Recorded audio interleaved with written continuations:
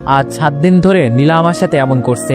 Phone দিলে ব্যস্ত, আর ফোনে পেলে এটা ওটার কথা বলে এড়িয়ে চলে।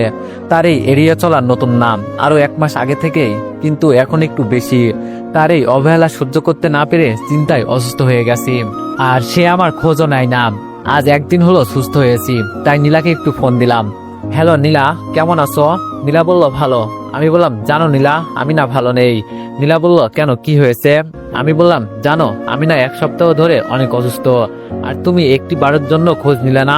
আজ প্রায় সুস্থ, তাই আমি নিজেই তোমাকে ফোন দিলাম।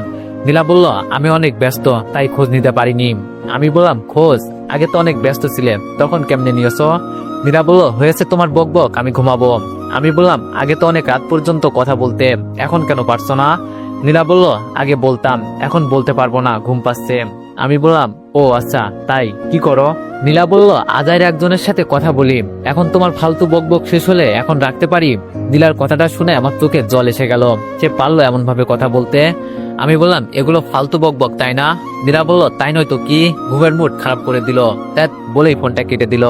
তারপর আমি 2-1 বার কল দিতে পরে ফোন বন্ধ পেলাম। এটা আমার নীলা না, এটা আমার নীলা হতেই পারে না। যে নীলা আমার অসুস্থতার খবর শুনলে কান্না করে দিত, যে নীলা আমার সাথে কথা না বললে তার পেটের ভাত হজম হতো না, আর সেই নীলা বলে আমি ফালতু কথা বলছি। হায় রে ভালোবাসা, আসলে ভালোবাসাটা না একটা পুরস্কার। প্রথমে তোমার জীবনে এমন কিছু উপহার দিবে যা তুমি ভাবতেও পারবে না কতটা ভালো লাগা কাজ করবে।